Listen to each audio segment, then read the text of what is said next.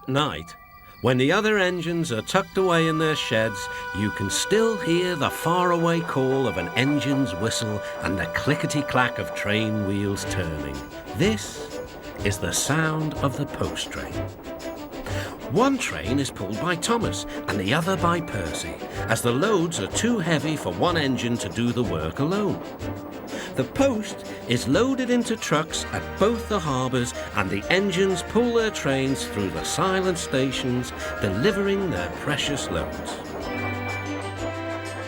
On a clear night, a big shiny moon brightens their journey, but often Thomas and Percy can't even see the stars. But whatever the weather, lamps along the track always light their way. One night, Percy was waiting at the junction. The main line train was late. At last, Henry arrived. "Sorry," he puffed. "The mail boat from the mainland was delayed." "Come on, Percy," said his driver. "Let's make up for lost time."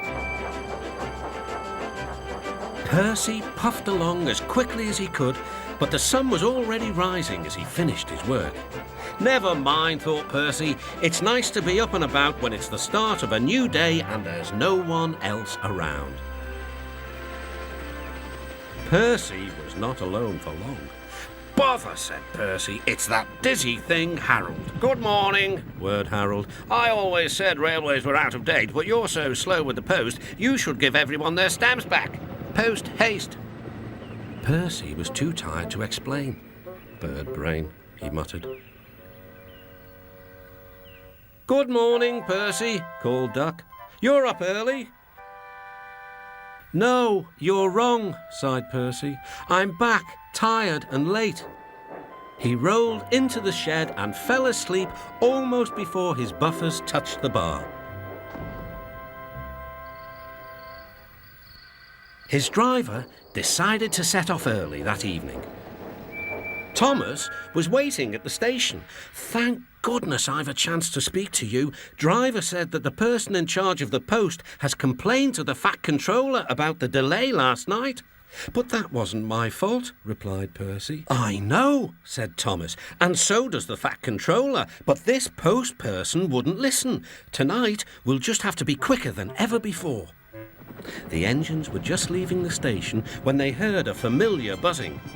"I say, you two, there's news flying about." "Where?" puffed Percy.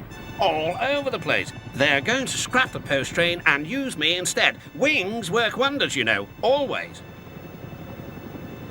"Rubbish," huffed Thomas.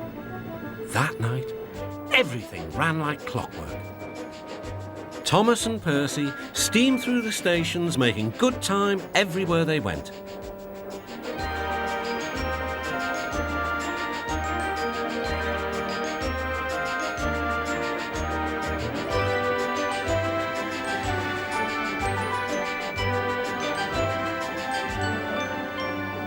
At a station, Thomas noticed a man looking cold and worried. He had missed his train home. "We can give you a ride," said Thomas's driver, "but it will be rather uncomfortable." "Thank you," said the man. "Anything's better than sitting here." The next afternoon, Percy passed the airfield and saw Harold. "Hello, Lazy Wings. Are you too tired to fly today?" "The wind's too strong. I've been grounded," grumbled Harold. "You need rails," laughed Percy. "They work wonders, you know. Always." That night, the Fat Controller showed the two engines a letter. It was from the man who had missed his train. "He thinks you are both splendid," said the Fat Controller, "and everyone says that the post train is the pride of the line."